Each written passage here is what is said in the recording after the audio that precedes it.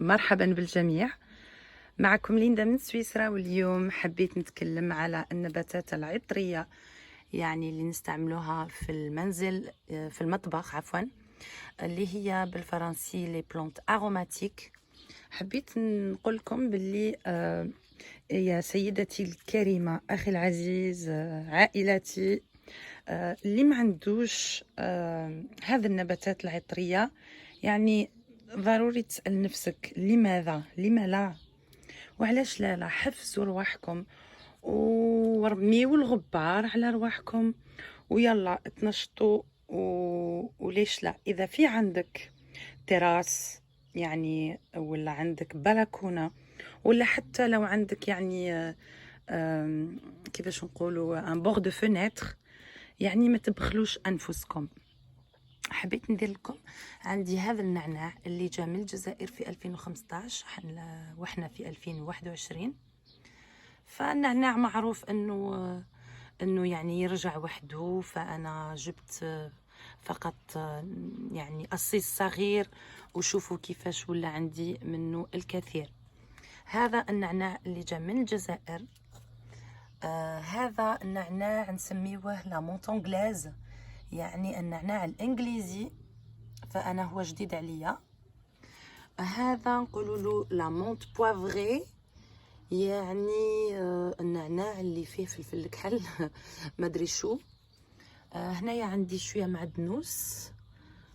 معدنوس على الجوانب، وهذا مع لو سيرفوي، ما عرفتش نسميه بالعربي.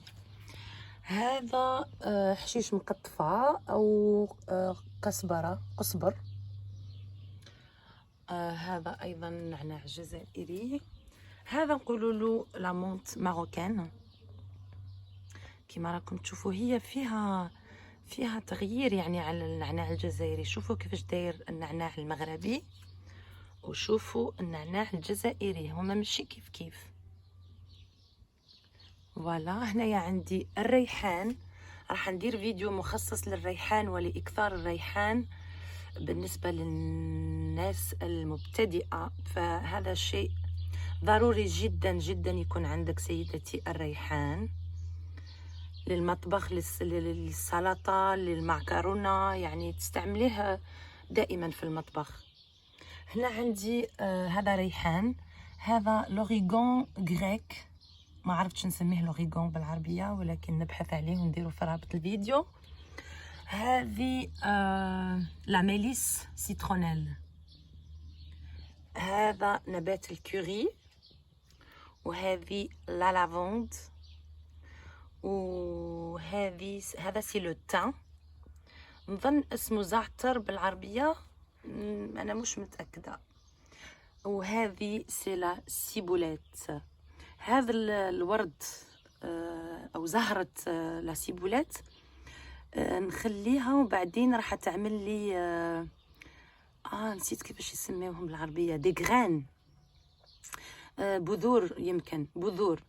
وهذوك البذور يتساقطوا وحدهم، يعاودوا يطلعوا هذا العام او العام المقبل ان شاء الله. وفيك كيفاش نقولوا، فيك تسترجعيهم، يعني ترفديهم وديروهم في كيس ورقي وتغرسوهم هذا العام او العام المقبل. بالنسبه للريحان قلت لكم ندير لكم فيديو مخصص للريحان، فتشجعوا، ضروري جدا يكون عندكم هذه النباتات العطريه للمطبخ. قل لكم مع السلامه، الى فيديو اخر ان شاء الله.